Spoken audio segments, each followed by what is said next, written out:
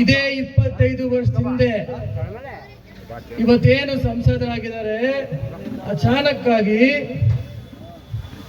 ಅವ್ರ ತಾತ ನಮ್ಮ ಅಜ್ಜಿ ಮೇಲೆ, ನಮ್ಮ ತಾಯಿ ಮೇಲೆ ಆಸಿಡ್ ಹರಿಸಿದ್ ಯಾರು ಮರಿಬಾರ್ದು, ಯಾರೊಬ್ರು ಮರಿಬಾರ್ದು. ಇಲ್ಲಿರೋ ಹಿರಿಯಕರಿಗೆ ಮಾತ್ರ ಜ್ಞಾಪಕ ಇರುತ್ತೆ.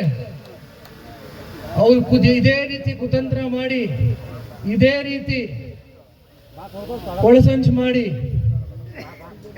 ನಮ್ಮ ತಾತ ಅವರ ತಮ್ಮನ ಮಕ್ಕಳ ಕೈಲಿ ನಮ್ಮ ಅಜ್ಜಿ ಮೇಲೆ, ನಮ್ಮ ತಾಯಿ ಮೇಲೆ ಇಬ್ಬರಿಗೂ ನಮ್ಮ ಮನೆದೇವರು ಅರ್ಧಳ್ಳಿ ಶಿವನ ಸನ್ನಿಧಾನದಲ್ಲಿ ಅಂತ ಪವಿತ್ರವಾದ ಸ್ಥಳದಲ್ಲಿ ಆಸಿಡ್ ಹಚ್ಚಿಸಿದ್ರು. ಇದೇ ರೀತಿ ಸಂಕಷ್ಟ ಇಡೀ ಕುಟುಂಬಕ್ಕೆ. ಅವತ್ತು ಕೂಡ ಇದೇ ಕಾಂಗ್ರೆಸ್ ಸರ್ಕಾರ, ಇದೇ ಕಾಂಗ್ರೆಸ್ ಸರ್ಕಾರ ಒಂದೇ ಒಂದು ಉದ್ದೇಶ, ಇವತ್ತು 135 ಸೀಟು, ಅವತ್ತು ಕೂಡ 130 ಸೀಟು. ದೇವೇಗೌಡರ ಕುಟುಂಬ ಮುಗಿಸ್ಬೇಕು, ರೇವಣ್ಣವ್ರ ಕುಟುಂಬ ಮುಗಿಸ್ಬೇಕು, ದೇವೇಗೌಡರ ಕುಟುಂಬನ ಮುಗಿಸ್ಬೇಕು.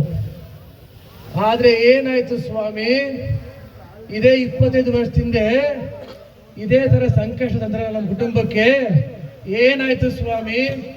ಸುಮಾರು ಜನ ಹಿರಿಕರಿದ್ರೆ ನೀವೆಲ್ಲ ಆ ಅನುಭವನ ಯಾರು ಮಡಿಬೇಡಿ. ಇದು ಅದೇ ಒಂದು ರೀತಿಯ ಅನುಭವ ಅಂತ ಹೇಳಕ್ ಬಯಸ್ತೀನಿ ಈ ಸಂದರ್ಭದಲ್ಲಿ ನಾನು.